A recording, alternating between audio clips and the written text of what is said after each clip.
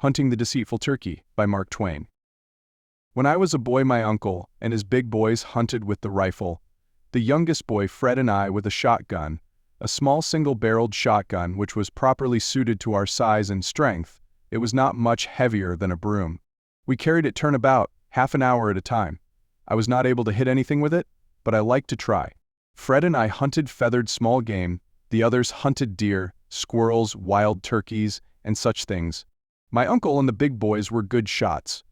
They killed hawks and wild geese and such like on the wing, and they didn't wound or kill squirrels, they stunned them. When the dogs treed a squirrel, the squirrel would scamper aloft and run out on a limb and flatten himself along it, hoping to make himself invisible in that way, and not quite succeeding. You could see his wee little ears sticking up. You couldn't see his nose, but you knew where it was. Then the hunter, despising a rest for his rifle, stood up and took offhand aim at the limb, and sent a bullet into it immediately under the squirrel's nose, and down tumbled the animal, unwounded, but unconscious. The dogs gave him a shake, and he was dead. Sometimes when the distance was great, and the wind not accurately allowed for, the bullet would hit the squirrel's head. The dogs could do as they pleased with that one. The hunter's pride was hurt, and he wouldn't allow it to go into the game bag. In the first faint gray of the dawn, the stately wild turkeys would be stalking around in great flocks, and ready to be sociable and answer invitations to come and converse with other excursionists of their kind. The hunter concealed himself and imitated the turkey call by sucking the air through the leg bone of a turkey which had previously answered a call like that, and lived only just long enough to regret it. There is nothing that furnishes a perfect turkey call except that bone.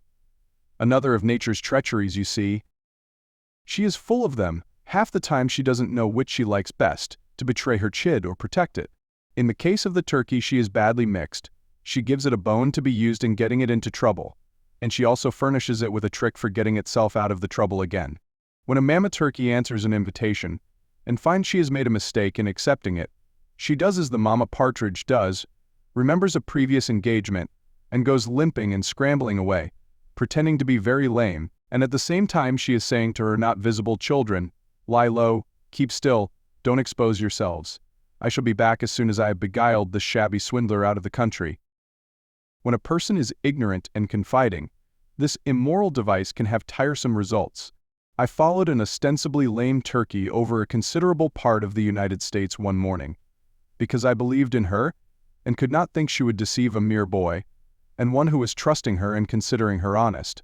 I had the single-barreled shotgun, but my idea was to catch her alive. I often got within rushing distance of her, and then made my rush, but always, just as I made my final plunge, and put my hand down where her back had been, it wasn't there. It was only 2 or 3 inches from there, and I brushed the tail feathers as I landed on my stomach. A very close call, but still not quite close enough. That is, not close enough for success, but just close enough to convince me that I could do it next time.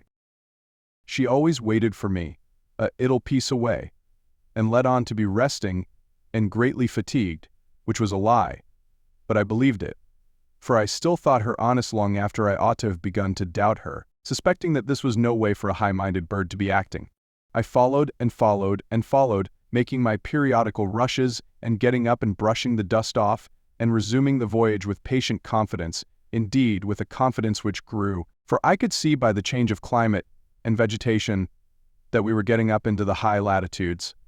And as she always looked a little tireder, and a little more discouraged after each rush, I judged that I was safe to win, in the end, the competition being purely a matter of staying power, and the advantage lying with me from the start because she was lame.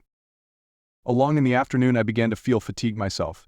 Neither of us had had any rest since we first started on the excursion, which was upwards of 10 hours before, though latterly we had paused a while after rushes, I letting on to be thinking about something else, but neither of us sincere, and both of us waiting for the other to call game, but in no real hurry about it. For indeed those little evanescent snatches of rest were very grateful to the feelings of us both.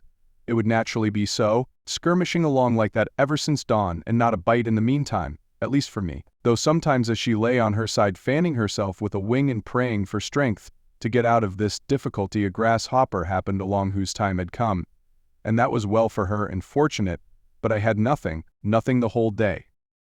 More than once, after I was very tired, I gave up taking her alive, and was going to shoot her, But I never did it, although it was my right, for I did not believe I could hit her.